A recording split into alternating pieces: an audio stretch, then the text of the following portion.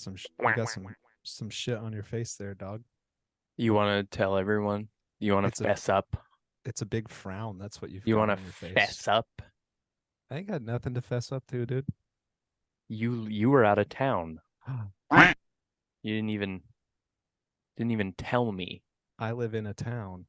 The people know. You went on a trip? I did. Where'd you go? I went somewhere that wasn't here, dog. What'd you do? Was it fun? It was a mix of business and pleasure. Okay. Yeah. Care to elaborate? Sure. Started out, went on a little backpacking trip with my dad and his two buddies and my two brothers. Wow. And my cousin-in-law. Wow. Thanks for the invite. Yeah, it was nice. It was cold, but I was driving back up to Denver after the camping trip with my cousin-in-law, and dude, we picked up a flat tire like an hour from home. You picked it up? Yeah, dude, we just found one on the side of the road. It was attached to his truck. Wait. Yeah.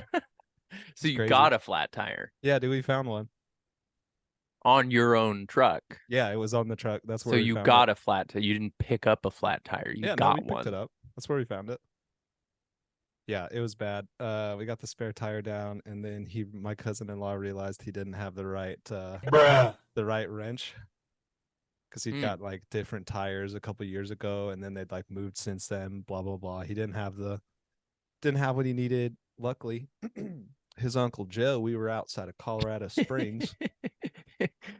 Colorado Springs is where the Air Force Academy is at. If you don't know that, Bradley. Yeah. I know you're. No, I knew that. Armed forces. Yeah. Big armed forces guy. Yeah. So, anyways, we're broke down there. We can see the stadium.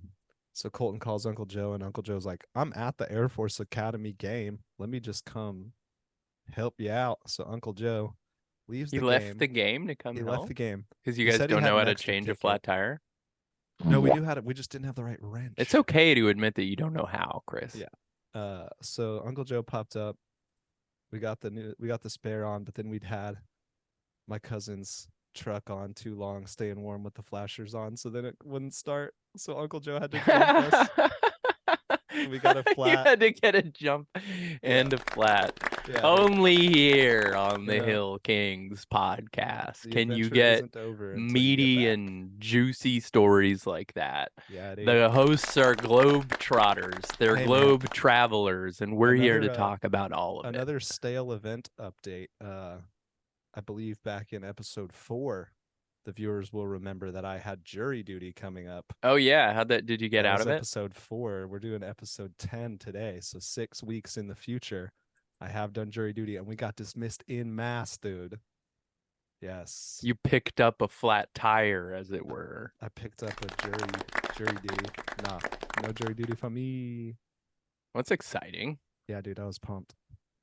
Well, I had like a little bit of a sinus infection, and I like wore my mask, and I was gonna fake sick. I was kind of sick, but I was gonna be like, well, we all know that people in Oklahoma don't care about COVID. So, no, dude, what? You couldn't have gotten off of the hook. Yeah, it doesn't even exist there. Exactly. Yeah.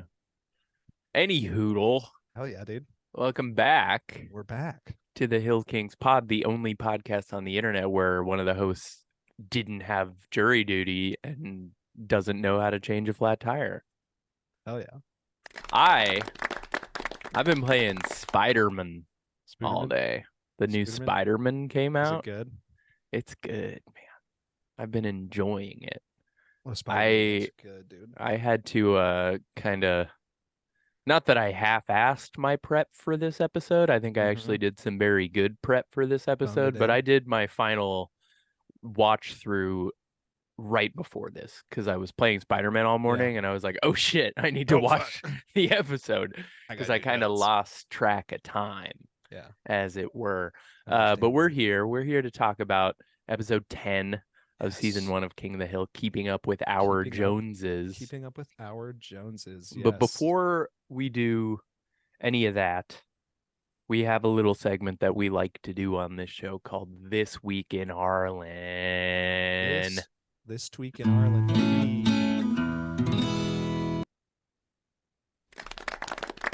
All right, this is the segment of the show where we discuss current events from the time of the episode drop.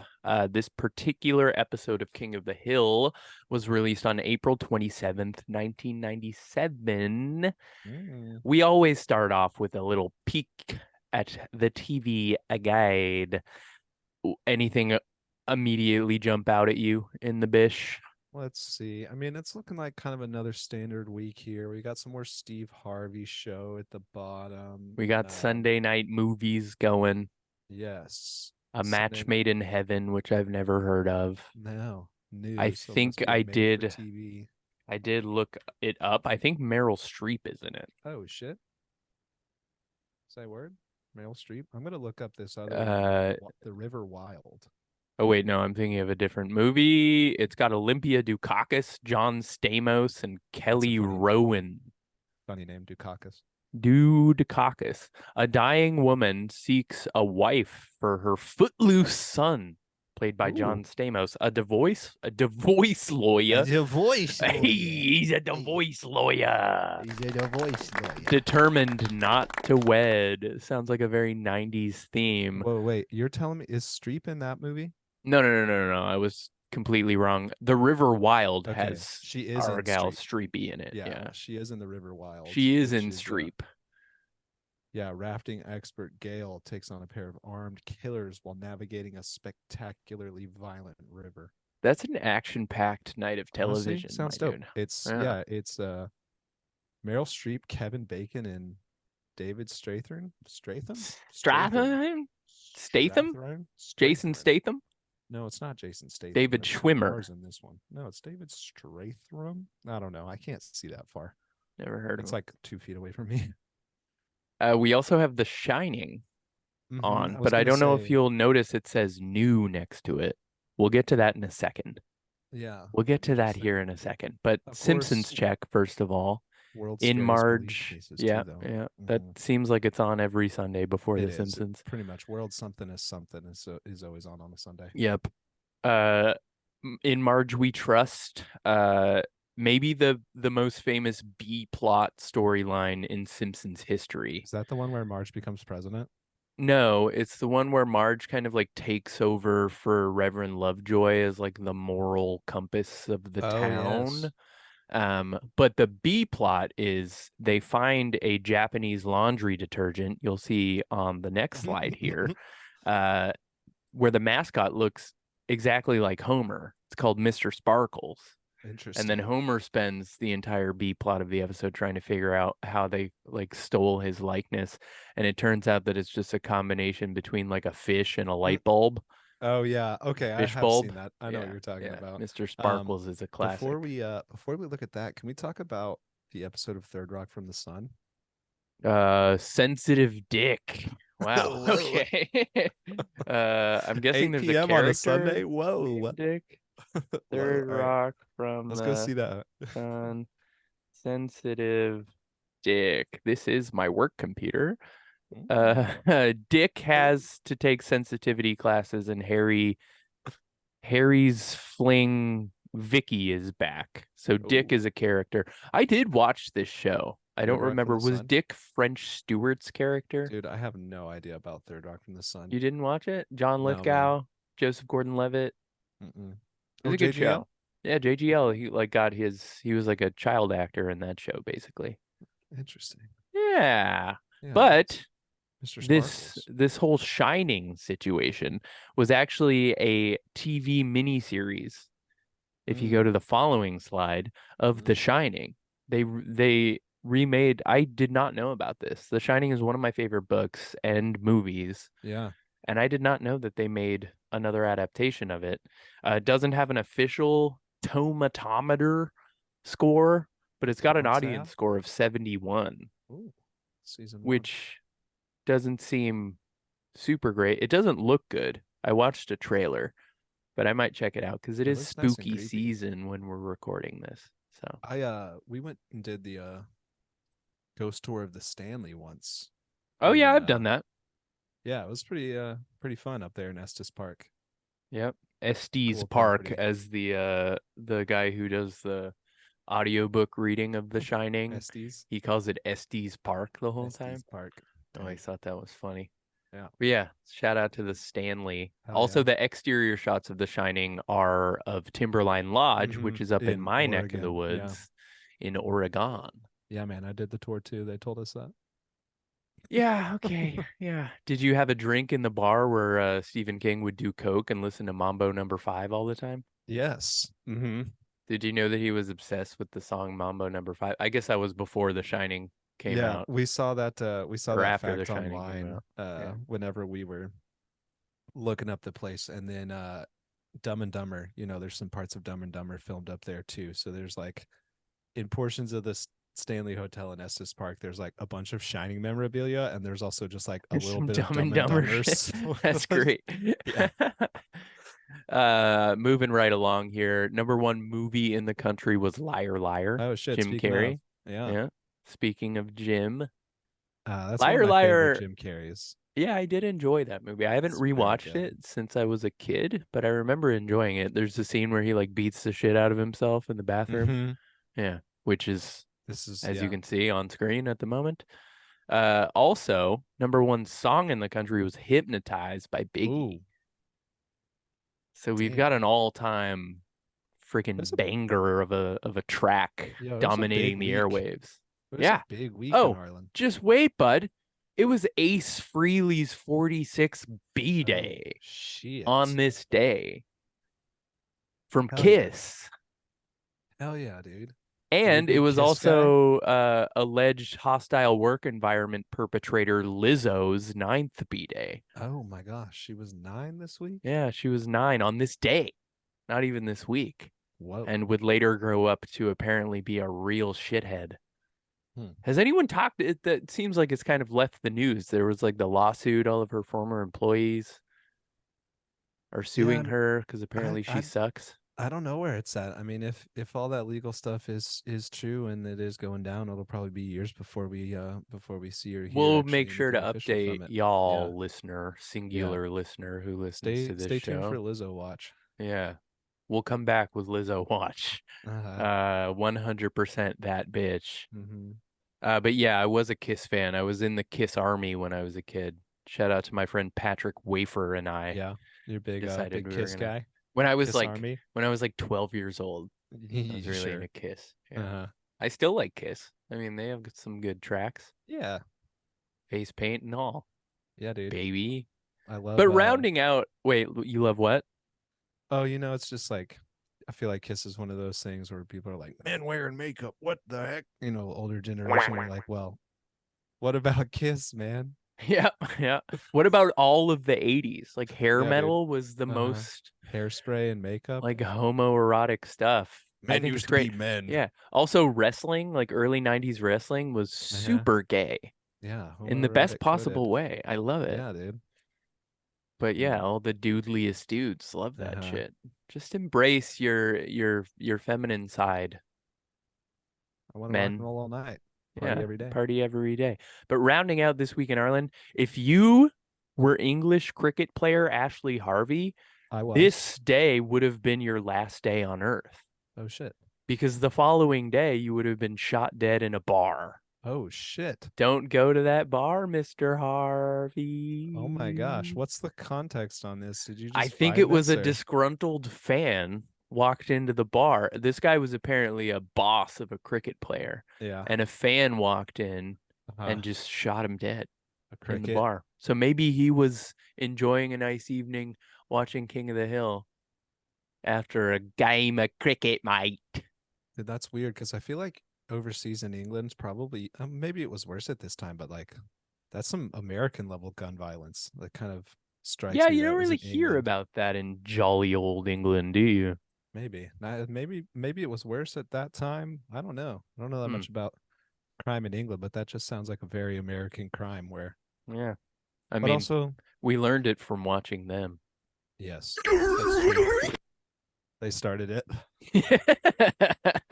You hear that, England? We're putting America on you. Well, at least I don't have to worry about getting shot in mathematics class.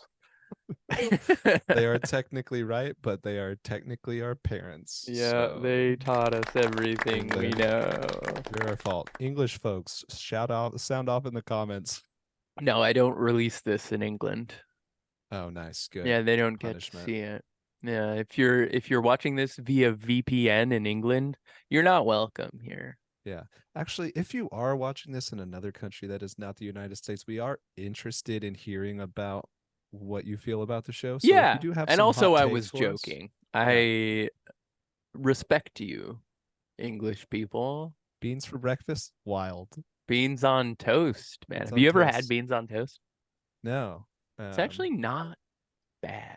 Hot, Leave some hot beans in the take. comments for us. Hot, hot, hot, hot take.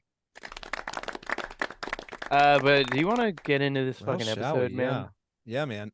Season 1, episode 10. Keeping up with our Joneses. I'm driving the mower for this one, baby. Drive it. Brad Mow it mentioned close. earlier. This one came out on April 27th of 1997.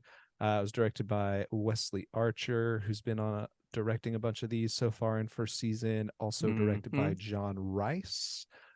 John Rice has played a lot of different roles in the animation industry in the past, from character design to directing. He spent some time with The Simpsons, with Rugrats. Never heard of it. He directed, or either maybe he storyboarded the Disney movie Anastasia. I believe he worked on the movie Anastasia. That's cool. And he's credited on 21 episodes of King of the Hill. So, yeah. Yeah, dude. Fuck. Hold on. Written by Mike Judge, Greg Daniels, 21. Cool, yay. 21. Oh yeah, 21 episodes of King of the Hill. There you go. That was so unfunny based on how long it took me to find that sound. Oh yeah. Hell yeah, crash and burn, baby. The TV guide descriptor of this episode is: when Bobby is caught trying a cigarette, Hank decides the proper discipline is making Bobby smoke an entire carton. The result sparks an old smoking habit of Hank and Peggy's, as well as a new habit for Bobby. Have you smoked? I have smoked what? Well, cigarettes. We're not talking about jazz cabbage, brother. I've smoked a left-handed cigarette before. Is that also weed? That's also weed, yeah. Yeah. But have you smoked ciggies? Did you ever smoke? Especially in middle school, like Bobby's age, did you ever like sneak away and smoke a little? I never smoked at that age. Smoked a little bit in college. Just socially to keep vertical at the bar, so to speak. And the bar, like one of the only good bars that we went to in Edmond. Shout out to the Wolf Trap. Edmond, your hometown? No, just where I went to school. The Wolf Trap had a bunch of pool tables and was a smoking bar, so it's been a little time. But no, never a cigarette smoker at a young age like Bobby. What I know, Canadians, what you guys can, the smoking age is like 13. Yeah, we can buy cigarettes when we're 8. No, but I think in like 7th grade, I remember like finding a carton of cigarettes with my friend, shout out to Justin Keddy, and we walked to the park and like smoked a bunch of cigarettes all at once. Nice. How'd that make you feel? Not good. Not good. And then I didn't smoke again until high school, but there was a period in high school where I smoked cigarettes like kind of consistently. That makes sense for where you were going to high school at. Yeah. Shout out Southwestern Oklahoma. Actually, not because it sucks ass. Yeah. So I think right off the bat, I'm gonna give my first beer rating for this a 3 beer. Maybe we'll talk about the beer. Oh yeah, we're gonna try doing it at the beginning. Front. We'll see if it changes. I think this is a 3 beer for me. You're a hard sell, brother. I'm a hard sell. I liked this episode a lot. Yeah. So like, what, 4 beers for you? 5 beers? I'm chilling maybe like 4.5, maybe 5. Yeah. Hell yeah, dude. It's Sunday. I enjoyed it a lot. How much they like jonesed on the cigarettes and Bobby tweaking out. Yeah. There's some gems in this one. This definitely was still very good for me. I think three is my bar for very good. I don't know. I haven't given 3 a 6 is your yet, bar for very good. That's 50%, brother. Yeah, man, this is a great show. I don't have a That's lot a of low. failing grade. My scale doesn't have a lot of low end on it. No, no, Just I'm wait one of until we those get to weird later teachers. seasons. I've I've been got a watching weird them in scale. hotels. There's some real stinkers in this Yeah. show. Yeah. But yeah, let's get into it. So this one's a theme song start, no cold open. No cold open. Yep. We start by seeing Hank and Peggy in the shower cleaning some grout. Hank's got a very funny line about this is supposed to be 20-year grout. Why is it dirty? He's like, what has it been, 17, 18 years? And he's like, Peggy, where's that receipt? Which I thought was super Hank funny. definitely seems like the type that would save a receipt for 17 years. For shower grout. Luann is gonna bust in, which in trademark Hank fashion, Hank is going to be very He's all modest about it. embarrassed. Yeah, Luann's gonna bust in. Hank's like, not when I'm in the shower, and Peggy's like, for God's sakes, Hank, you're like fully clothed.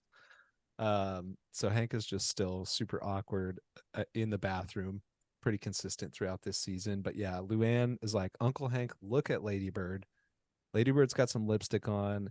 Hank is going to Hank is gonna think that Luann put it on Ladybird. Pretty dog. Who's a pretty dog? Um, yeah, a very pretty dog. But yeah, Luann says, angrily, no, she's been eating my cruelty-free makeups. Yep. And Peggy says next time she does it to tap her on the butt with a rolled up newspaper. And I think it's very funny. Luann, in the same breath talking about her cruelty free makeup, says she's going to do more than just tap her. Like she's going to threaten to like kick the dog. Yep. Hank also says she looks like Fran Drescher. Yes, I was going to say she looks like Fran Drescher. I just love that so Hank funny. like is praising Ladybird just because like he knows that she looks bad and but he this doesn't isn't want a to good. mess But with he, Ladybird's confidence. Yeah. Yeah. So sweet to her. Yes. So freaking funny. I thought originally whenever this kind of opened up, this scene opened up, that the makeup thing was going to be a bit more of the B storyline. Like I kind of was expecting like a beauty school storyline from Luann, and it doesn't really manifest. Maybe that's why I'm only given 3 beers. In the beginning, I was like looking for a little more. I actually like this B story a lot because I do too. the connection of Luann and Ladybird like getting into her stuff and her like learning how to like condition Ladybird to not do that. She takes that same knowledge and applies it to the Hill family and essentially treats them like dogs that she is training. So it's actually a great B plot. Yeah. I don't know if I would actually I wouldn't necessarily say it's a full B plot because it doesn't stand on its own as her like going off and doing something completely different. But yeah, it's directly related. She is the hero of the story, and spoiler alert, there's a lot of Luann in this. We'll get to the Hill King at the end, but I'm placing an internal bet on who I think your Hill King is. Oh, yeah. You tell me that now, so I have time to throw a fucking curveball at you. Here, you want to do some bleeping? Some bleeping? Bleep bloop. You're just gonna throw that editing responsibility on my ass? Bleep bloop. Bleep bloop. Shit, fuck. Yeah. God damn it. Okay. Am I right? Yeah, well, we'll find out. Tune into the end of the episode to see who my Hill King is, bitch. Sound off in the comments how our bleeping goes. So after the house there, we're gonna get a weird cut to like Bobby and Joseph in a dumpster. Yeah. There's no real explanation of what they're doing there. Why are they in a dumpster? Where are they? They find a spark plug and they say, like we only need to find like 7 more spark plugs, a motor, tire. Like they basically say they're building a death racer, a death cart. A death cart. So this was also another one where I was like, oh, cool. There's going to be a fun B storyline this episode of Joseph and Bobby doing this whole cart thing. I think that was just kind of throwaway of them being goofy little middle school kids. Whenever I first watched it, I was like, oh, cool. Like Luann's got something that she's doing this episode with Ladybird, and then, Bobby and Joseph. Because I didn't really, just based off of the title of this one, I didn't remember that this was the cigarette episode. Yeah, I didn't remember this episode at all. I remembered a bit of this episode. I knew there was this cigarette smoking episode, but I didn't know in the beginning that this was the one. So I kind of like, I got my hopes up for some like little details, and Bobby and Joseph and their death cart was something that I like thought was going to develop into a bigger line, you know? Not so, because yeah, they but they find find a carton of Manitoba 100s. Manitoba 100s, which are obviously supposed to be Marlboro 100s. But Manitoba 100s, the official cigarette of the Royal Canadian Mounted Police. It's really good. Canada connection, baby. Yep. Brad, is that the actual cigarette of the Royal Canadian Mounted Police? Well, I don't remember the brand of cigarette that my parents smoked, but we didn't have like Marlboro as far as I remember. You guys have it was them called government cigs, yeah. It was called like Players, is what my parents would smoke. Yeah. Ooh, smoking and Players. on the cartons of cigarettes in Canada, there's always pictures of like diseased lungs and like dead people and like super scary shit to try to scare you off of smoking them. But people still do it. People still be smoking even them. though it is very proven to kill you. We should say up front, I guess, this episode makes smoking look really cool, and it is. And you should kind do of one it. of the I was like, that's kind of one of the points of this episode. It's all about, cool. It's fun. It's cool as hell. But it's kind of a critique on also like how smoking was like marketed and targeted. Smoking, smarketing, dude. Yeah, you should be a marketer for smoking. Hell yeah, dude.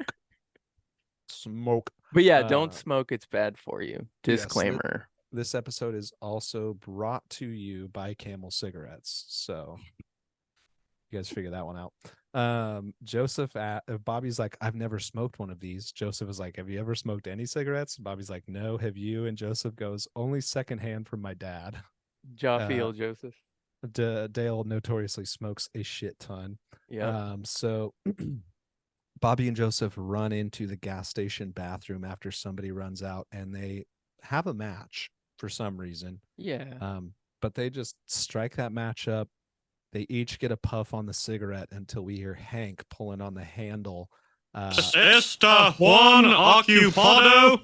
Yes, I loved that part. He asks if the John is occupied, and then in Spanish asks if the Juan is occupado. Esta Juan. Esta Juan occupado. I liked that. And then a little bit of a tie-in here. Back behind Hank, we see a billboard for Ugly's Saloon and Country Dancing, which is the bar that they visited in episode 5. That's right. Yeah. Luann's saga. Yep. Ugly's is the place they go for dancing. My biggest question in this scene is like, they're at a gas station? They're at a gas station. Bobby and Joseph seem to be like hanging out on their own.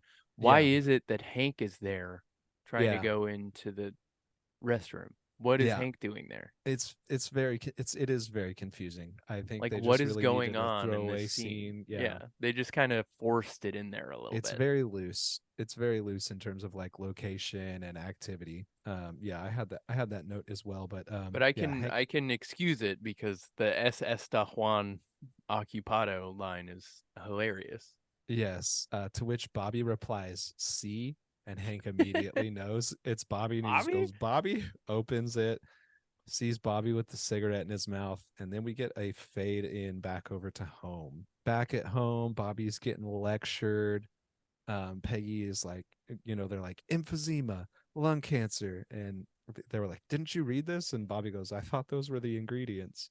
Emphysema. There we go. Hell yeah. Peggy reveals that Peggy gave up smoking so that Bobby wouldn't get birth defects. Bobby wouldn't get birth defects, which I think is a super funny joke, because I think some viewers would be like, well, obviously, that boy ain't right. He did something else. Yeah. Uh-huh. She also says that the smoking's for trailer trash, and Luann gets offended. Yes, Luann gets offended at the trailer trash. She says, "That's not fair. I don't smoke." She has kind of a breakdown, and Peggy chases after her and says, "You're not trash just because you grew up in a trailer and your mama's in prison." Yep. Which actually is a little bit of a tie-up from some of the earlier episode stuff. So I think whenever we first see Luann, she's getting to stay a couple of days. specifically in the episode where Peggy goes out of town to buy the big shoes, they send Luann off on a bus Yeah, for the 'cause arraignment. the of her arraignment, the mom's trial trial. hadn't happened yet. We don't know how much time has passed. Yeah, but we do know between- now Luann's mother is She's in prison. in the clink, yeah. So a little bit of a timeline tie up there, which I thought was fun. And Bobby, Hank also calls Bobby. All right, Joe Camel. Joe Camel, yes. They're also while Bobby is getting lectured, he's sitting in the easy chair and he He goes starts to pull it back, and Hank, Hank says, like, don't recline-o-matic when I'm talking to you. Yeah, that's some shit No, that it's I would do. recline-o-mite. Yeah, it's don't when I was getting recline-o-mite. yelled at by my parents. I had a tendency to laugh whenever adults were yelling at me. Uh-huh. I still have problems with authority. Yes. But yeah, I can relate to cracks me Bobby in that situation to try to do something goofy.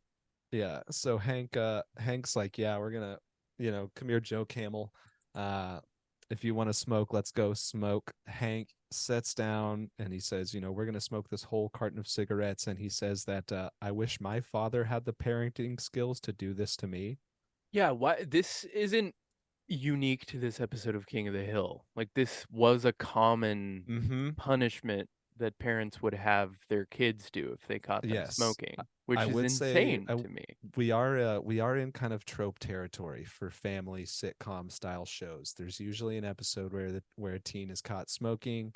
Smoking a pack of cigarettes is usually the punishment. Hank is going to have him smoke a whole carton, which is child a lot. abuse. It's like 200 cigarettes. Yeah, and it's why also why child couldn't abuse. Why couldn't this be the punishment for getting caught smoking weed, dude? We gonna smoke an ounce to this. They do that joke in Super Troopers in the very opening scene when they pull him over and they find the bag of weed. Oh, yeah. I guess I haven't seen Super Troopers in a while. Yeah, it's in the opening scene. And Officer Rabbit and I are gonna sit here while you three smoke the whole bag. And the guy that's really high on mushrooms is like, "Please, God, no." But then the whole car chase scene happens in the beginning. So yeah, we're in common territory with the whole cigarette smoking thing. But I loved gonna make him do a whole carton. The juxtaposition of Hank doing this and then cutting immediately over to Dale. Yes. And like Joseph is apologizing and he gives him a bloated government report and then the actual quote unquote facts from the horse's mouth. From Big Tobacco, which is a pop-up book. It's the Big Tobacco Report is a pop-up book featuring a character named Puffy. Cigarette, awesome. You can see that in there. He's got some descriptors down the side, and one of them is cool. Yeah.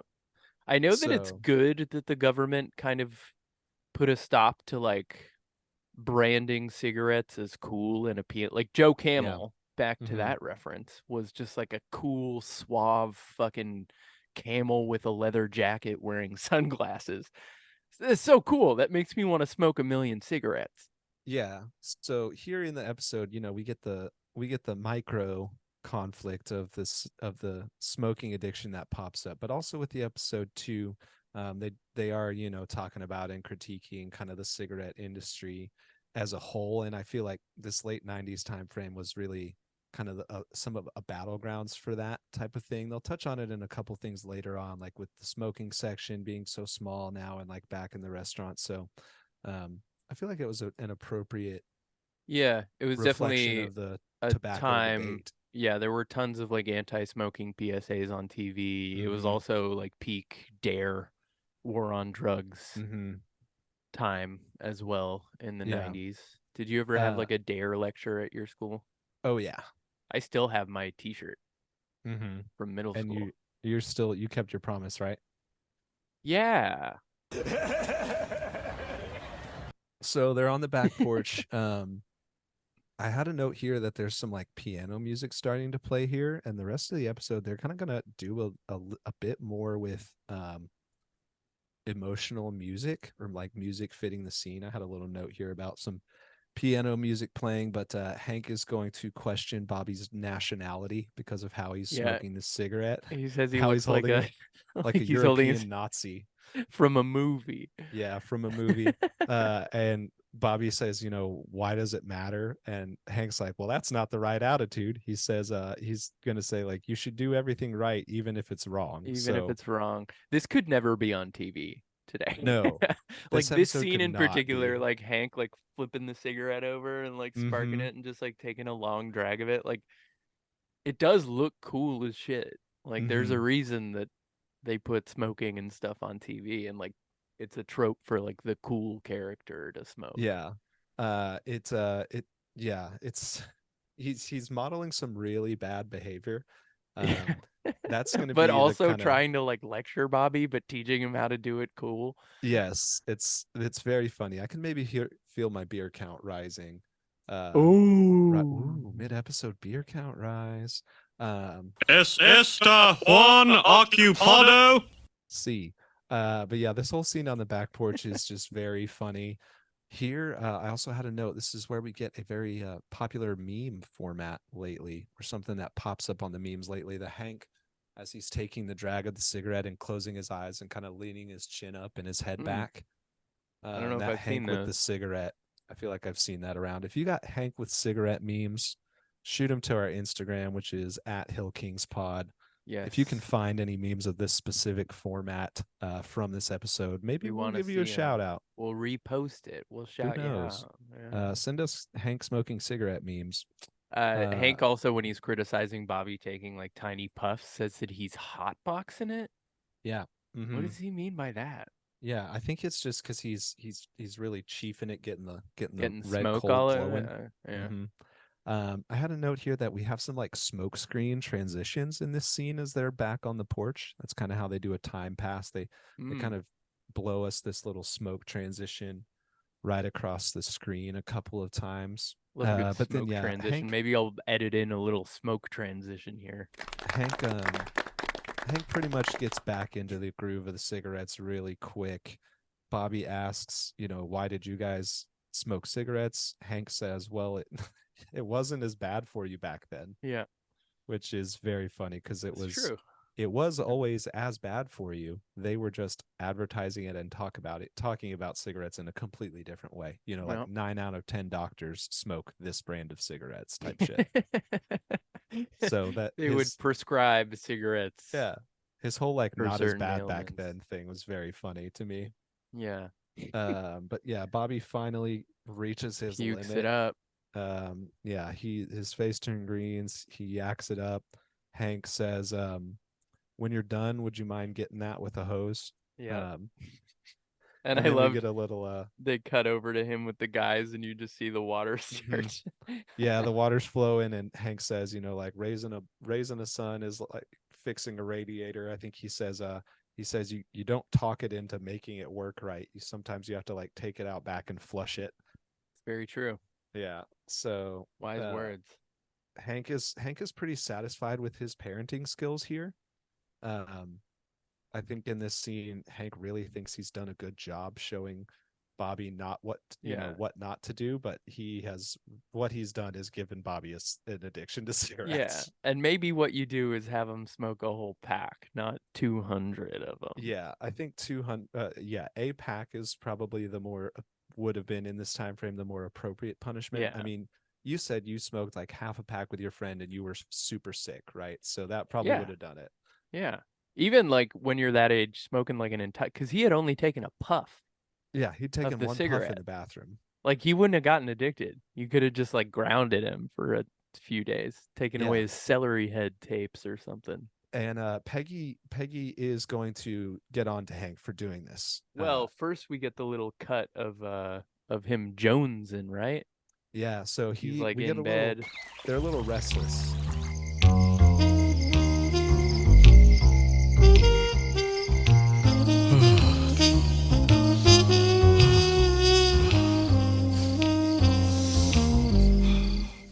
Both him and Bobby are just kind of tossing They're and starting turning. to Jones. That was one of the notes too I had about music. They're doing a lot with music in this episode. Yeah, I did love that little jazzy. So yeah, he's kind of irritable. Peggy's like, "What's wrong?" And he's like, "You're always asking me what's wrong." He gets all testy on her. He gets upset, and Peggy's like, "Is this about the cigarette thing?" And Hank's like, no, I took a stop to that. I made him smoke a whole carton. And Peggy is like, you She's like, what the fuck did you Yeah, do? she's What? like, you what? She says you're going to stunt his growth, which I think was one of the common facts trotted out to use to get kids to not smoke, is that it would stunt your growth. That is that there's some validity to that, right? I'm sure there is, because cigarettes are terrible. Yeah. Shout out in the comments if you smoked cigarettes as a child and now you're still short. If you're a tiny little guy. Yeah. So Peggy gets onto him, says it's going to stunt his growth. Hank's like, let's just give it a rest. But then as soon as the lights go out, he says, I gotta go do something. I think I left the blender on. Great excuse. So I he did sneaks really outside to love smoke. when he comes outside to smoke, the kind of aerial shot, how You it like didn't cuts like that? away. No, I did. I thought it Oh, was you really did? cool. Yeah. Okay, yeah, I was gonna say I had that in here. This Yeah. was one of the first times where they give us some kind of different, perspective angle, Yeah. some camera angle. We follow a puff of smoke up into the sky. We see the moon, and then they use that moon to refocus and come back down over the house. And then we see The side Bobby yard. has Yeah. also snuck And out you can and is see smoking. like the lighter striking because it's dark. It was all very, very well Yeah. shot. It was very cool visually. Well They directed. did some nice visual stuff in this episode for sure. And again, doing a really good job of making smoking look cool. Yeah. But right after we see Bobby smoking on the side of the house is when we get our first commercial break. Yes. Yep. And then cut back to Hank back in to his office, right? Or Bobby in It actually school. starts with Bobby in school. Yeah. Bobby's tapping his pencil. He's like upset and nervous. We look outside and see a billboard for recess cigarettes. Take a break with flavor, or take a break for flavor. Yeah. We see There's that just sign later kids as on the well. billboard. Yeah. Super Recess cigarettes. My God. good. Did you ever have candy cigarettes as a kid? Yes, dude. We had candy That cigarettes. was also a fucking thing in the 90s. Yes, man. I bet anyone born after like fucking 1998 who may be watching this is like, what the fuck are you talking about? Yeah. But they would sell like cartons and it was candy and it looked like a packs of cigarette and cigarettes. you were supposed to like pretend that you were Well, smoking. they even had like the gum ones. They had, like a little paper wrapper that looked like a cigarette, and there was powder like around the gum, to keep the gum from sticking to the wrapper. That was and cocaine, but you could blow out of that candy gum cigarette like, and make get a the little puff. powder to smoke and out. also Big League Chew. Oh hell yeah, dude! Big Just League meant Chew. to like look like dipping tobacco. Damn, dude, I'm really jonesing for this tobacco candy now. I kind of want a cigarette.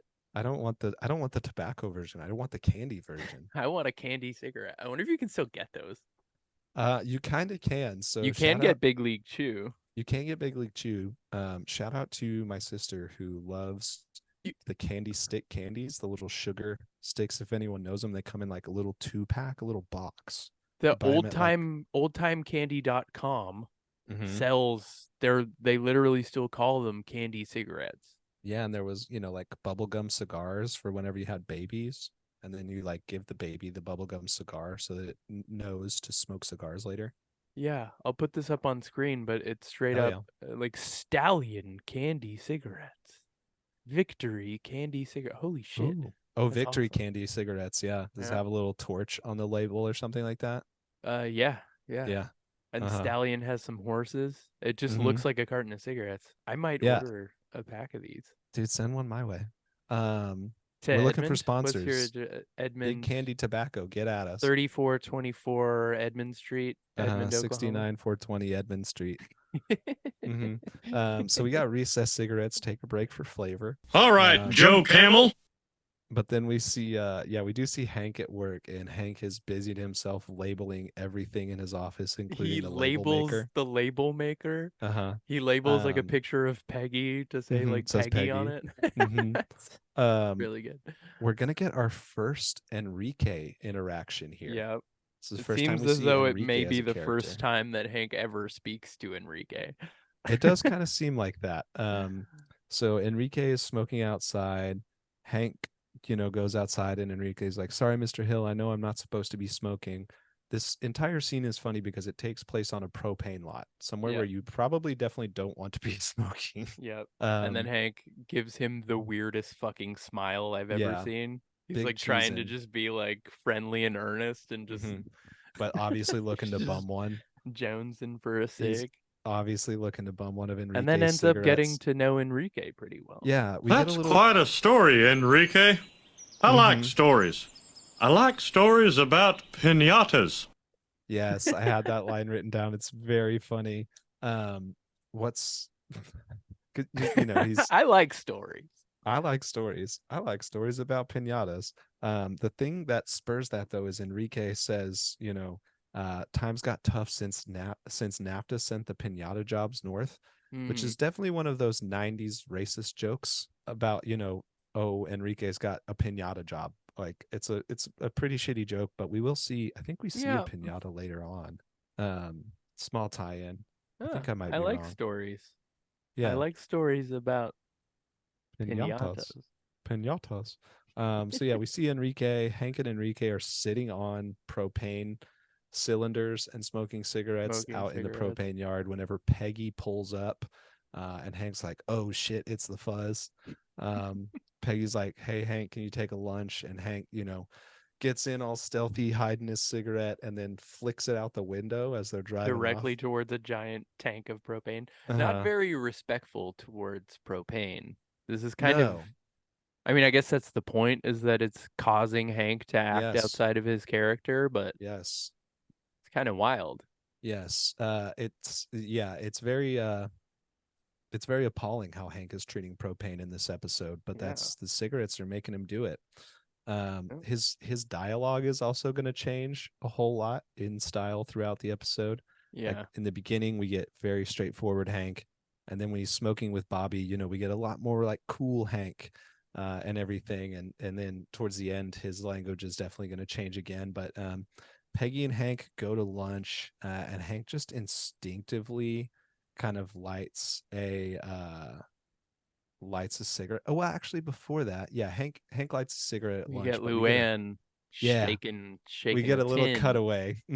Ladybird. She's trying to catch Ladybird. She's lured Ladybird into the kitchen. Ladybird starts to Is eat your the makeup. heart racing? Are you upset? Are you upset?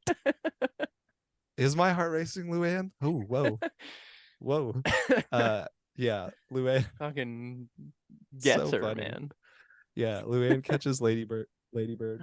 Is your heart racing? Are you upset? And she says, because that's how I felt whenever you ate my makeup. Just like, it's very funny that she's like got this emotional beef with a dog, and then Ladybird just like turns and walks out. Whatever, dude.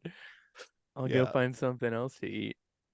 So we get Luann and Ladybird, but then we're back at lunch, and Hank is upset that Peggy is upset that Hank is smoking, and Hank's kind of talking like a cigarette advertisement here, because Peggy's talking about like the flesh-eating virus that claimed another victim. Yeah, just kind of a throwaway, and Hank ignores that as he's like sparking up a cigarette. He responds, he's like, I think you just gotta let it go and like enjoy life's mellow flavors or something like that. He just like kind of starts speaking like an ad, not caring about what Peggy's saying. Takes her back to the good old days.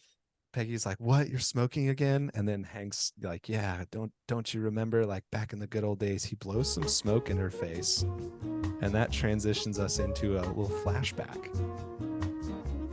Get a nice we get flashback some episode. Dionne Warwick. Yep.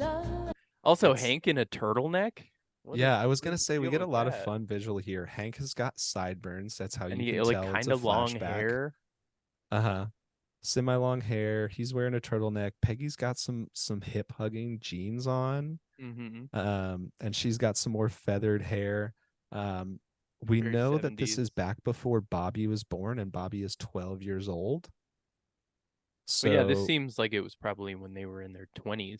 This is like I think 1985-ish. If we're thinking the show came out in the same year that it was set in, this would be like 1985 that we're seeing from them. All right, I'll allow it. But yeah, we get the sideburns, the feathered hair, the purple turtleneck, the hip hugging jeans. They're straight up fucking chain smoking on a football field. Yeah, they ride a water slide 2 at a time. Yeah. This is a very funny flashback. Yeah, I like that he lit up 2 cigarettes and then just lit up 2 cigarettes more. They took a water ride. They did a little horseshoe metaphor where, Hank's like showing her how to throw the horseshoe and they're both giggling and she's kind of like backing up into him. And then there's like the ringer on the horseshoe. It's very kind of like innuendish. Innuendish. It's like, obviously this is back whenever Hank and Peggy used to bone constantly. Well, they Cigarette still time. do. Yeah, they still do. Just They not. boned on the floor of the living room in a previous episode. That's true. But just cigarettes aren't involved anymore. So yeah, we pull out of the flashback. Hank is able to get Peggy to smoke another cigarette. Yep. And then oh, I did They have go a back line. to the football field too. They do eventually. They kind of have a wild night. I have a line from Peggy that she's alive with pleasure. Yeah. They go back to the football field. They're making out and smoking. The sprinklers turn on. And it's very, like cute and romantic. And Peggy is now speaking like a cigarette ad, saying that she's alive with pleasure is very, very cigarette ad. Like Peggy just swang by to see if Hank could take a lunch break. Does he just like cheese out on work for the rest of the day? Yeah, they do a little bit of fast tracking. Because it seems like they just it's like evening and they're on the football field smoking. Like, did Hank just skip work? It's good. We're gonna get another time jump because it's gonna be the morning after Peggy says she's alive with pleasure, and Hank and Peggy are both in a really good mood. So yeah, and Bobby's chewing his sausage and holding it like a cigarette. Bobby is very irritable. Peggy and Hank are, they're both in good moods in the morning. You all read into that what you will. But Peggy is. I didn't even think of. Yeah, You're man. saying that they had sex? I think so, because that's what their flashback was implying. Like, it was a romantic flashback. What are you doing, step bro? I think they did it.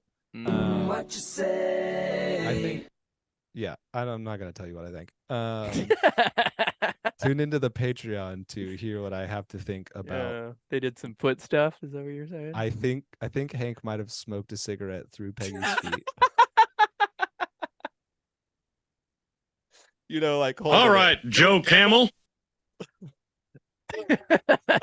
That's really good. Joe Camel toe. Whoa. So in the morning, Peggy is like, Hank, there's a tile in the bathroom that you need to go look at. And he's like, okay. They've got a cigarette in the bathroom. And Hank's gonna come back and be like, I took a look at the tile and thank you, but there's still another tile. And Peggy's like, I think I will save the other half of my tile for after breakfast. Not even trying to be discreet. But Bobby is kind of on edge. And so he's like, if it's dirty, clean it, and then you can shut up about it, and grinds his sausage into the plate.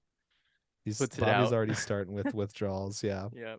Well, Hank is like, hey, we should go to that restaurant we used to go to back when we smoked. Oh, Smokies? Like, Smokies? Yeah. Oh, Smokies. So Hank and Peggy agree to go to Smokies. We get a quick cutaway of Bobby really jonesing. We see a guy at a bus stop light up a cigarette, and we see Bobby trying to huff it. Trying to waft the cigarette. And this guy with the mullet looks at him. And then we're back in the alley with the boys. Hank lights up Boomhauer and Yes, I had that one written down, that Hank gives a nice, very satisfied long. Oh yeah, because his life is full of pleasure and flavor now. Yep. Dale is excited to have him back. Dale's fucking stoked. Dale is stoked. But then we cut to Smokies. Hank's got a tie on, and they're like, same old Smokies. They ask the lady at the front, like, where's old Smokey? Would like to say hello. He's and she's dead. Smokey's dead, and she's got the raspiest voice ever. Yeah, Smokey's dead. Yeah, Smokey's not with us. Smokey fucking died of lung cancer. Once it spread to his lungs. Once it spread to his bones in the end. Yeah. And then she asked smoking or non-smoking. Were you around at a time? One, did your parents smoke? And two, did you ever go to restaurants with smoking sections and sit in the smoking section? My mom apparently smoked before we were she around. Quit so you wouldn't get birth defects? Yeah, and look at that. Look how that happened. You do have Good that call, Linda. extra toe. You could have still had flavor and pleasure in your life. But no, neither of my parents smoked whenever we were kids, but I was around. I was still a kid whenever they were smoking in non-smoking sections. Yeah. Both in of my restaurants. parents smoked. Shout out. I got a lot of secondhand smoke in my day, but I remember going to restaurants that had smoking sections and like sitting there just around people who were smoking and being like, Yeah, this can't it's hard. be. It's hard to find places where you can smoke indoors these days, That's and good. I'm That's a mad good about thing. it. Yeah. Last time I was in Texas, actually, Uh-huh. in Austin, we went to like one of those country music dancing bars with me and like a bunch of my coworkers. So a bunch of people from LA and New York in Texas thought it would be quaint to go to a country type A bar. little line dancing. Yeah, and there was this super like hardened southern type leathery skin dude with like the long gray hair. You know the type. Who he was in a wheelchair and he was just rolling around the bar hitting on every woman that was in there. His move was to bump into them and them like apologize. Yeah. And then he would just start being really inappropriate. Well, that's And how he you was met Moret, so that works. yeah. I did my old wheelchair bit. But he could not get kicked out of this place. So many people were complaining about him. And he was sexually assaulting people. Yeah. He was touching people. Like it was bad. And then eventually he tried lighting up a cigarette in the bar and they immediately kicked him out. And that's what got him kicked out. That's what got him kicked out. Yeah, it's hard to find places you can smoke in nowadays. Some hotels still will have smoking floors or non-smoking rooms, which is Really? wild. Yeah, in places like Louisiana. Yeah, and that shit, doesn't count. I mean, I guess you could still smoke in casinos too. Yeah, that Walk to my pen. checks out. Yeah, so they go back to the smoking section at Smokies, which is a room now in the back. Yeah, so set off Smokies, to the side. Smokies has changed. There's a smoking room off to the side, and it's just full of a bunch of folks hacking up their lungs. It's dark and smoke filled and really gross. After that, we're gonna get a cut back to the house. Bobby has got himself a cigarette and is lighting up under his blanket. That he sets on fire. Super smart, Bob. Sets his blanket on fire, sets off the smoke alarm. His parents come in. They're like, Bobby, what the heck? Bobby's but Hank like, is hey, smoking you guys... a cigarette. Yeah, they're smoking cigarettes. He's still got the cigarette. They come in and Bobby's like, oh, you guys smoke too. Cool. And they're like, don't, you're not supposed to be. We told you not to smoke. Hank is like, I think, I ought to take you out back with another carton of cigarettes. And Bobby like, says, I think you do. I think he really wants the cigarettes. But Luann is very upset here in this scene. Don't you know that more people die of smoking than die of war in Vietnam every day? Yeah, Luann is very upset with the Hills for smoking. The Hills all realize, yes, they do have a problem, and they are going to try to quit together. Hank and Peggy drop their cigarettes on the rug, and you hear Bobby go, hey, that's my rug. And they're like, we never said this would be easy. So they just like are putting out their cigarettes on Bobby's rug. And then we'll get a completely losing any here. sense of their own characters, just acting like Yes. freaking animals. Which is so what smoking does to you kids. Yeah, they're deep in it. They're deep in it in this third act. We're gonna open up at kind of like an AA meeting at the Motel Arlen for the Cigarenders. There's gonna be the name of this group. There are some posters on the wall. One of them was kick the butt, and the other one was guns don't kill people, cigarettes do. Yeah, all you see on that sign is guns don't and cigarettes. Yeah, I put the pieces together. That's what I assumed. Very, very funny visual gag in the background with the posters there. But the leader is talking about looking left, looking right, find your buddy. And Peggy looks the wrong way. Peggy looks, does she? I didn't pick up on that. Yeah, he says look left and Peggy looks right. And then he says That's look funny. right and Peggy looks left. Hilarious. But Bill is there. Yeah, and he 6 says, nights a week for 20 years, brother. Yeah, he says I know you think I'm a pretty put together guy, but I need a little help. No one thinks that. No one thinks that, Bill. But yeah, he needs 6 nights a week. Only 6 nights a week for 20 years, which I think is very funny. Yep. The the guy asks Hank to introduce himself. Hank doesn't want to do it. The guy says it's okay to admit that we're weak. Hank takes offense at this and he's like, weak? You're weak. Look at your birdie arms. Look at your little birdie arms. They're no thicker than a cigarette. I could smoke them little arms. Yeah. I could smoke them little arms. Hank is still deep in it. He's kind of upset. Bobby is like, hey dad, like open up, share your feelings. And the guy's like, yeah, you brought your son for support. That's great. And Bobby's like, I'm a smoker too. And everyone is like gasps. I noticed in this part when everyone gasps, it sounds like you hear Peggy say, what's wrong with him? Like I think Peggy is like chiming, like, I don't know these fucking people. I caught that line, but I didn't think it was Peggy. It sounded I just thought exactly it was like else. Peggy. I think it was Peggy that said that. Yeah, I mean, it could have been the same voice actress as well. Yeah. But the guy's like, oh my God, how long have you been addicted? And he's like, ever since my dad let me smoke a whole carton. Yeah. And everyone's like, oh my God. And he's like, I didn't let him, I made him as a punishment. And everyone's like, oh my God, what is wrong with him? Yeah. And you see Bill pop up and he's like, can I get a new buddy? Yep. Like, And then even Hank Bill storms out after that because they're judgmental. Yeah, they all whine too much and the coffee's bad. Mm-hmm. Yeah, he thinks they should all take a 13th step down off of their high horse, which I thought was funny as like a 12-step program kind of joke. So yeah, the Hills don't like the treatment they get at the meeting and they decide to leave. We're cutting over to dinner. Luann is trying to be really supportive. She's like, this is the first day of the year for the tobacco-free Hills or whatever she says. They're all pissed. My God, are you still talking? Yeah, Hank. That one's gonna come in handy on this show. Yes, it certainly is.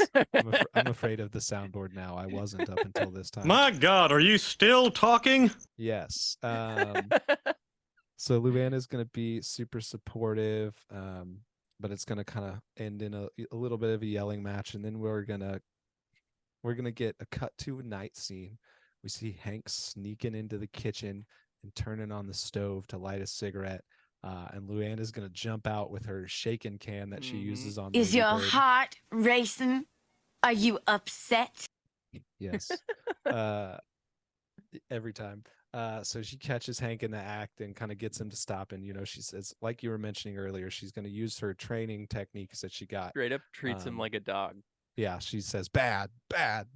We cut to the next day. Bobby's sitting under a blanket and shaking. And Hank is just tearing newspaper. Hank is tearing newspaper for something to do. Peggy comes back in with some nicotine patches. Yeah. And Bobby is going to eat the nicotine patch and kind of go feral for a little bit. Exactly. Peggy's like, Hank, you hold him. I'm going to go get a stick. And pry it out of his mouth. But yeah, then we see it's starting to become a little bit of a stormy night outside. The kind of wind is blowing, and they don't even seem to notice. We see Hank kind of sneaking into the kitchen, and he sees the cigarette on the windowsill, and he kind of reaches for it, and Luann's like, and Hank's like, I wasn't gonna smoke it, and Luann's like, I know you weren't. Like, you passed the test, and so she's she calls for Bobby and Peggy to come in, and be proud of Hank and what he's done. He's resisted. And then we get where's Aunt Peggy? Where's the cigarette? We get a dramatic shot and some music of the windowsill blowing open, and Peggy's taking the cigarette. She runs off and hides in the closet, and they find her and she's like, close the damn door, can't you see I'm knitting? As she's trying to smoke this cigarette in a closet. But that kind of becomes the last straw. Bobby is like, it's me, Mom, it's your buddy, give me the cigarette. Talks her off the ledge. Who's your buddy? Peggy finally drops the cigarette, and Bobby immediately tries to smoke it, which kind of causes a little bit of a fight. Luann snags it and fucking penny locks them. Yeah, she throws You ever it do into that the or room. have that done to you? Yes, I did share a room with my brother. For those of you who don't know what penny locking is, that's what Luann does. You essentially jam the door closed with some pennies. Yeah. Very hard to get it undone. The solution is to do a lot of light jiggling, try to get them to fall out. Yeah. Or I just have yell been for your stuck in a parents. room for a long time because of being penny locked before as a child. Hilarious. You probably deserved it. Yeah. Yeah, so Luann locks the hills in the bedroom, and she's kind of had it, and she's kind of had it up to here. She says, you know, like, I'm from a dysfunctional family. I'm not going to see you guys become dysfunctional. And she's like, function, damn it, you. function. Yeah. So back on the other side of the bedroom, they're kind of breaking down who's going to smoke this last cigarette. And Peggy's like, women and children first. I'm going to smoke. Then Bobby's going to smoke. If any, you know, Hank, you get what's left. And Hank's like, there won't be anything left. They both start trying to plead with her. Yes. Hank's like, before he came along, before the good old he days. came along. It's just so insulting and rude right to Bobby. in front of him. So good. Really on edge. Bobby starts to play the sympathy card, and he's like, Mama, you remember when I was in your stomach? 9 months inside, remember? Yeah, exactly. I'm going to use that one a lot, I feel like. Bobby really tries to sweet talk Peggy, and she won't do it. She can't decide. And finally, Hank is like, come on, Bobby, we can take her.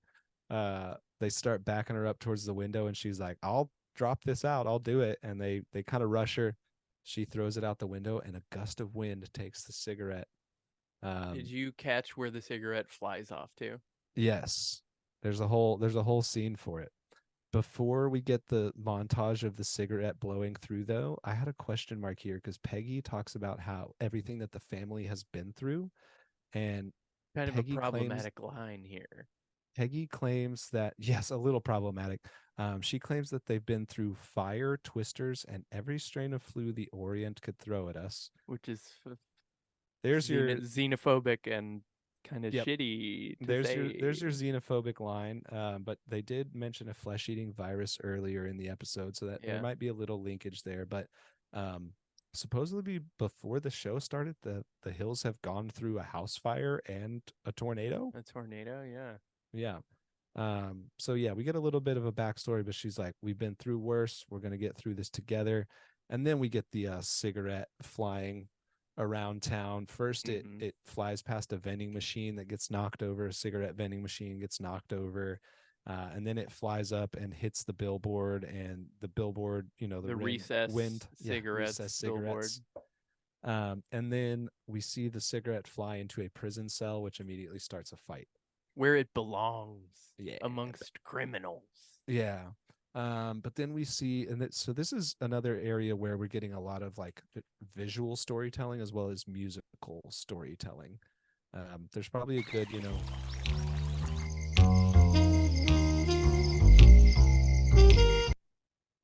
Yeah. This episode has a lot of nice like background music, or they're really doing a good job of, you know, music and perspective. But yeah, the hills shake through the night, and then the sun has risen in the morning. Birds are chirping. Everyone goes outside. They literally weather the storm. They weather the storm together, which is a little bit of a on the nose metaphor. It's very on the nose for them getting, but I liked it. I think I liked it too. It was just pretty on the nose. But you know, Bobby's like, what a beautiful day, what a great day to be alive, and their yard is destroyed by this. They don't even windstorm. Acknowledge that like the windshield of the truck has a branch through it, and there's like a chair in the tree. They're just glad that they're over their cigarette addiction, which apparently only takes one night. They do find a flat football and try to play catch with it, and nobody can catch it. Yep. Bobby just like falls into a puddle as they're trying to play catch with this flat football. And then very, very kind of straightforward ending there. We are going to have a post-credit scene. Good one. This is going to be the second fourth wall break in the credit scene. So this is going to be Boomhauer doing a PSA. We also got a fourth wall break of Hank apologizing for his nudity. Back in Hank's Unmentionable Problems. So we get another fourth wall break.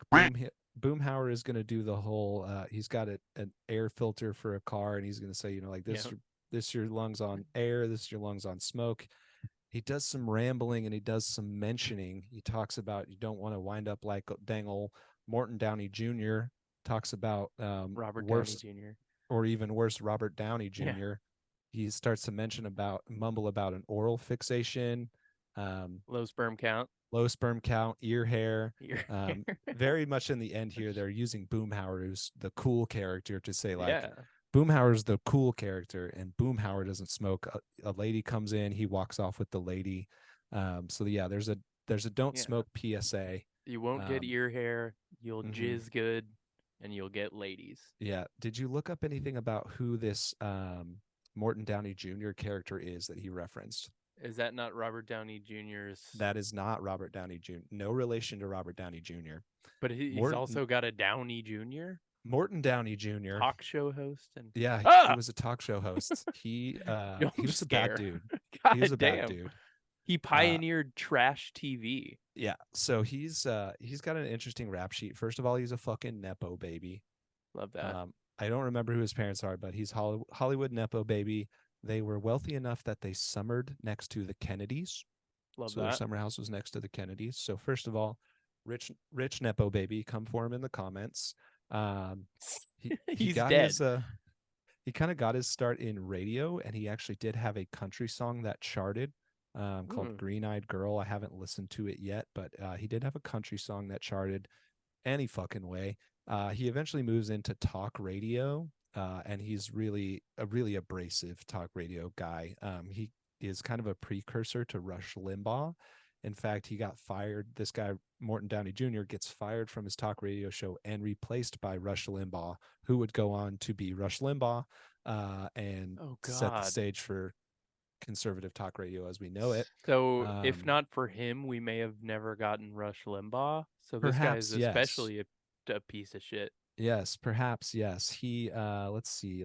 He also he died before 9/11.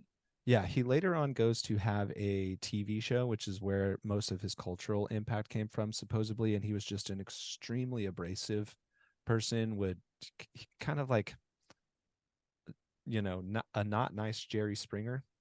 He would smoking was a huge part of his show. So he would blow smoke into his guest's face and just essentially was chain smoking the entire show. You want to know how he died? He died of lung cancer. Yeah. He died of lung cancer. He had one of his lungs removed, and then after that point basically switched his stance and kind of went to a very anti-smoking mindset and kind of became an advocate for anti-smoking. He blamed a lot of stuff on advertising. He also blamed himself too for being part of the problem, but yeah, he died of lung cancer in 2001. So they call him out in this PSA of saying like, you don't want to end up like Morton Downey Jr. while that guy is still alive. That's awesome. Yeah. He was also in Revenge of the Nerds 3, which yes. is a very like Animal House, National Lampoon type of like super misogynistic, sexist movie series. He was not a good guy. His show eventually does get canceled after like a couple years and is replaced by the Arsenio Hall show. Okay. So in like a couple of instances, he's replaced by people that go on to make a much bigger impact than he did. So like Rush Limbaugh. He's obviously in Predator 2 also. Yeah, he is in Predator 2. With Gary Busey. Yeah, very, very interesting guy. I think he tried to sue Howard Stern at one point in time. So he's like kind of always this like runner up in the space guy, but apparently he was like a big piece of shit. He definitely physically assaulted some people, probably sexually assaulted some ladies. Yeah, not a good guy. So they kind of drag him. They really drag him in the end there. But yeah, he pioneered that like trash TV, sleazy talk show host type shit. Oof. Yeah, so don't smoke. Take Boomhauer's word for it, kids, and don't smoke. Don't be like Morton Downey Jr. Don't be like Robert Downey Jr. either. Yeah. Well, we could get into his past, but shall we get into our ratings here? Yeah. We're going long on a Sunday. Yeah. Instead of beers, how many cartons of cigarettes are you smoking? How many cartons? How many packs am I saying? How many you know, how many what was Manitoba the 100s. Manitoba 100s are you puffing down? So over I the think dish? I'm Did gonna it go. go up? I think I'm gonna go up from 3 beers. I think I'm gonna move my rating up to 3 beers and a pack of Manitobas, a pack of Tobas. So we're gonna call that 4 though. Yeah, I'm gonna move up to a 4. On this one, I think. Yeah, there's just a lot of nostalgia feel to this one. Very much growing up in the don't smoke cigarettes generation. Yeah, I think Yeah. I'm 3 beers and a pack of cigs. So that's 4 out of 6 for anyone keeping track. I think I'm gonna stay strong with my original feeling. I'm gonna say 4.5. You say 4.5, yeah. Yeah, and I'm not 4 and gonna a couple of smoke cigs. anything because that's bad for you, and you should. All right, Joe Camel. But yeah, I'm gonna stick with 4.5. I thought this episode, the pacing was really good. There were a lot of really standout animation moments, like Visually, it's very nice. I think that's what bumped it direction up for me. wise, Music the too. aerial shot, and I've mentioned on the show before, I love how this show is animated at night, kind of the like smoky, hazy color palette that they have in nighttime scenes. Probably my biggest qualm with this episode This man's got is, qualms. and I know that you can't really feel it in like a 22-minute runtime. We don't get anything more from Joseph. Yes. And we've barely gotten. I know that Joseph becomes a more central character to the show later on. They develop his character a lot more. But it would have been cool to see how Joseph dealt with all. Like Bobby's the one who ends up smoking all the time. Yep. I Which- was interested in that as well because this is one of the first times where we just see Dale and Joseph interacting. Yeah. On their own. We've seen them together with the Order of the Straight Arrow episode. We see Dale and Joseph together a lot, but it's always in group scenes. This is one of the first times we've seen them together in their house. I mean, we saw it in the beginning with the health inspector, but that's just Joseph.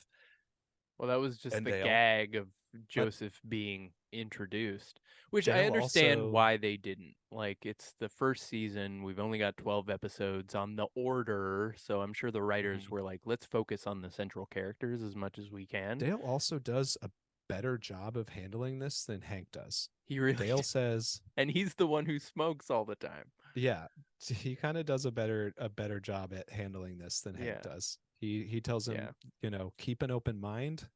He tells him to look at multiple points of view on it. Of course, Dale's a crazy And person, then he but gives Dale, him some reading materials, and that's some but good he also parenting doesn't. from Dale. He definitely doesn't. Even though he's a smoker, doesn't force his son. He doesn't to smoke encourage an him. entire He doesn't carton. scald him, and he doesn't encourage him. He just encourages him to do his own research. Yeah. So I'm not He really just asks taking the any points off for that. I'm just saying I Yeah. would have enjoyed for that to be explored a little bit more. But Nice. what we got was all very good. I loved Yeah. Bobby being all feral and pissy. We got a lot of that from Yeah. Hank as well. Hank being pissy. We got our first flashback to Hank and Peggy as like young couple together. I also had a question mark about the football field thing, and it's kind of related to Peggy timeline. Like in their flashback, When are did they they smoking meet? on the field in high school, or is that the college or something? When and where is this in the timeline of Peggy coming to town? I have question marks about that. There seems to be some inconsistencies in the timeline. But yeah, I'm going 4.5. I'm sticking with it. Well, shall we go ahead and crown our king of this episode? I think it's about that time to hit the Hill King segment of the show. If you are not familiar with the show, welcome to the show. You made it through the whole episode. At the end of the episode, we like to crown the king of each individual hill of the episode. Who was the MVP? We decide on the moment. We don't give it any sort of forethought. Who is the best performer of the episode? Since I drove, do you want to go ahead and reveal yours first and see if the bleeped prediction Is your from earlier- heart racing? Are you upset? Are you upset? Is your Is heart your heart racing? racing? Because we all know. Don't you know that more people die of smoking than die of war in Vietnam every day? It's Luann. Yeah. She's the obvious Hill King of the episode. Spoiler alert, it's also Luann for me this Yeah! Everybody Let's knows where go. Luann stands. This is a Luann Loose podcast. stands. Yeah, we're loose stands. Yeah, she's the driving force behind them getting back together. And just her whole sound bites about yeah. Is your heart racing? Are you upset? So good. She's got her feelings hurt by a dog. Yeah. She gets her feelings hurt when they, she thinks she's trailer trash. And, she still comes back to support the Hills even whenever they're being dicks to her. She's the moral guide of the episode. She penny locks them in and essentially saves them from being smokers. Yep. There's tons of good jokes. Like, I almost went Bobby because Bobby had so many funny moments in this episode, but it feels wrong not to give it to Luann. Yes. She won the episode. She won. She definitely our did. hearts. She earned it. She earned it. She's definitely, I would say, I'm not really keeping track, but I would say that she's probably in the lead for the season. I think victory. So. I think so. Take a look down here. Yeah, it'll all be there. They'll all be there hanging out. You'll see Wematanye down there. Shout or the out dead Wematanye. bird that I used to Shout out. represent Wematanye. But yeah, double Luann. It's rare that we both choose the same Hill King, but when it's just so Luann, obvious. it's Luann, Yeah. Well, cool. We made it through. That was a meaty little ep, but if you made it to the end, congratulations. Yeah. You may be thinking to yourself, My God, are you still talking? but we're done. We're done talking. We're done. The episode's We're done. over now. We'll talk again next week whenever we discuss episode 11, King of the Anthill. Yes, we will. Oh, no. I don't remember that episode at all. I don't even know what it's about. So I'm excited I have already to check watched it. I have already watched it, and it's a fun one. Skipping ahead. We'll have Luann stuff to talk about. Okay. I'm here for that. I'll come back. I'll come back and I'll host another Yeah, episode. and you guys should come back too. Yeah. If you're watching, we appreciate it. We'd love it if you reached out, if you dropped a comment, if you followed us, if you're watching on YouTube. You could subscribe to our YouTube channel. If you are listening on Apple and Spotify, there is a visual component to this show that your boy puts a lot of care and love and effort into. We're on the YouTube, bruv. If you want to see the This Week in Arlen slideshow, come on over to Yes, YouTube. You'll see the slideshow. You'll see there's a lot of visual gags popping up on the screen. You'll see our Hill Kings. Yeah, you'll see the animation of the Hill Kings popping up. You'll see our little animated fucking guys dancing around in the theme song. It's a fun time over here on YouTube. But we don't judge you. My God, are you still talking? Got him with that IRL soundboard. We don't judge you for being an audio listener. Subscribe, rate. We're on TikTok. We're on Instagram. hillkingspod for all of it. Send us memes. Send us memes. We'll respond to all of it. Brad will. Sure. Yeah. Sure I will. But yeah, that was it for this episode. Thanks for tuning in. We'll catch you again next week. Arrivederci. Arrivederci. Adios.